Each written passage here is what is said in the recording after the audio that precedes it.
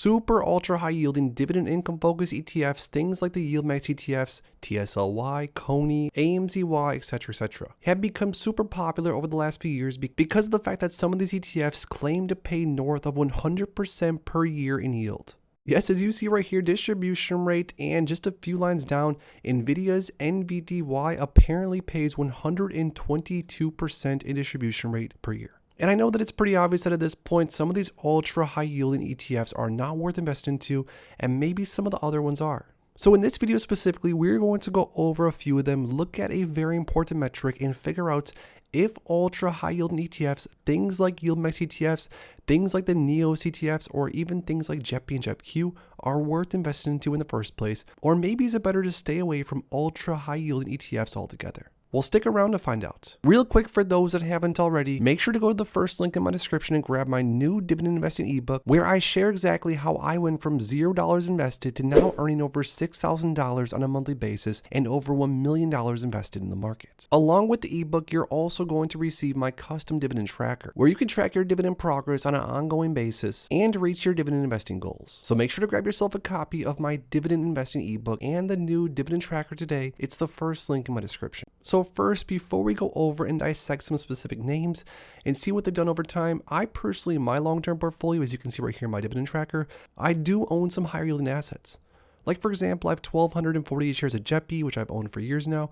I have over 500 shares of JEPQ. I even have a ton of QYLD, XYLD, etc. And if you scroll all the way down here, you will even see a few sneaky shares of TSLY, yes, 255 shares, which I bought unfortunately much higher than where it's currently trading at. But a real quick overview, TSLY is a Yield Max ETF. Now it's considered a Tesla option income strategy ETF, so you're probably thinking it uses covered calls like lots of other different option strategy ETFs, but this ETF doesn't actually even buy any shares of Tesla. It uses a synthetic covered call strategy, which in short does something very similar to a normal cover call strategy. That's the biggest difference. But to be very specific and get straight to the point, one of the main things that I absolutely hate about some of these income strategy style ETFs, like TSLY for example, sorry to always pick on TSLY, but it's sort of a perfect example of this, and pretty much has since the start, but it's an ETF that is down 61% as far as ETF price goes. Now this means that even after every single dividend per month that was paid to investors, an investor for the most part would have been better off just sitting on their hands and not buying a single share of TSLY instead of getting paid those massive dividends every single month because the fact that this ETF has decayed so hard. Now, even though TSLY is sort of the poster child for massive NAV decay, QYLD, one of my larger holdings, is also an ETF that I started buying in the 20s, and luckily I didn't buy it much higher than that, but this is an ETF that also over time has went down and down in price, and as of right now, honestly, it's trading pretty close to lows, down 30% on the max time frame. So this means that even though TSLY pays somewhere around a 12% yield trailing 12 months, if this ETF in theory continues to ladder down further and further, what is it going to leave investors with later on? Now I know there's a lot of income focused style investors that say a lot of these super high, ultra high yielding ETFs are not to be used to live off of. You're supposed to sort of reinvest a certain amount per month. And this is as your asset continues to drop lower and lower in price. And there probably is a good strategy there if you take part of the dividend, which honestly has been pretty big over time. Buy more shares of it, you would probably be better off, but that's just not a strategy I'm willing to necessarily deploy in my portfolio, and honestly that's one of the main reasons I like to stay away from most of these ultra high yielding ETFs. But don't take my word for it, let's look into some of the numbers. A $10,000 investment with dividends reinvested along the way into TSLY, for example, would have given an investor since inception a grand total return of minus 12.10%. So there we have it, an investor would have lost money if they bought TSLY and reinvested every single dividend along the way if they bought TSLY during inception. Now, TSLY is obviously tracking Tesla, so there's a lot of argument that, well, Tesla's just having a bad time in the market, Tesla's having a bad year so far, which honestly is a good argument,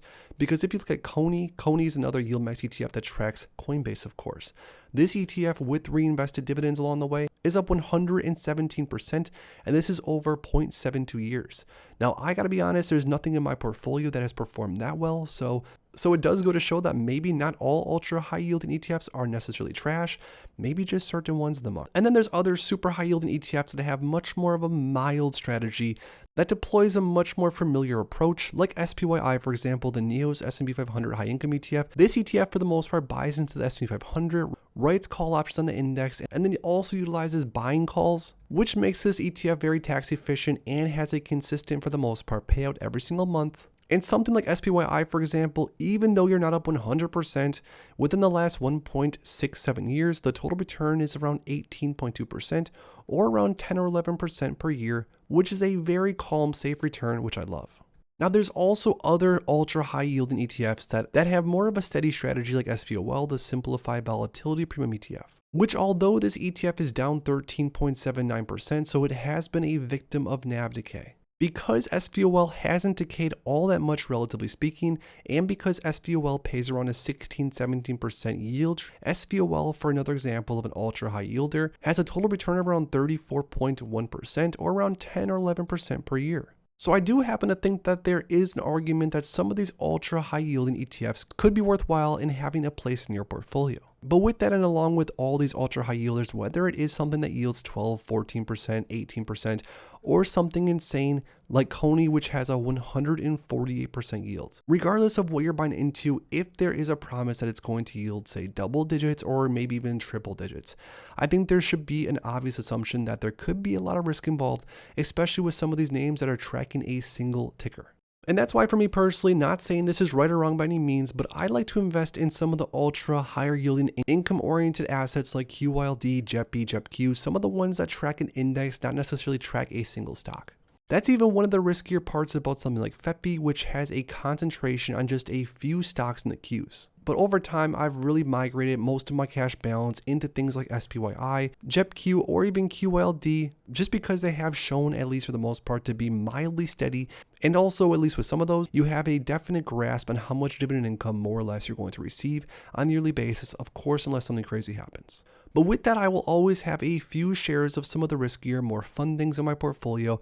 I personally am not a big gambler. I don't go to casinos. I don't do scratch offs. So for me personally, by deploying some money in something like TSLY, it's sort of a fun ride to see what happens. Maybe you're going to get paid massive dividends, or maybe you're going to fall victim of NAV decay, or maybe even both. But all in all, my portfolio is pretty simple. Buy the most of safe things, buy a decent amount of sort of medium safe things, and then buy a tiny amount of riskier things. Not saying it's the best strategy, not saying it's a strategy you need to follow, but it's done pretty good so far. But lastly, maybe most importantly, now I want to hear from you guys down below. When it comes to some of these ultra high yielding ETFs, things like TSLY, things like NVDY, or of course the popular CONY. Out of all the ultra high yielding ETFs across the entire market as of right now, what are some of your favorites that you think are going to give a positive total return sometime in the future? Drop some of the ticker symbols in the comments down below. If you enjoyed this video, make sure to please drop a like in it and subscribe for more future content like this. Thanks as always for stopping by, and if you are interested in investing, make sure to check out these recent videos I posted right here.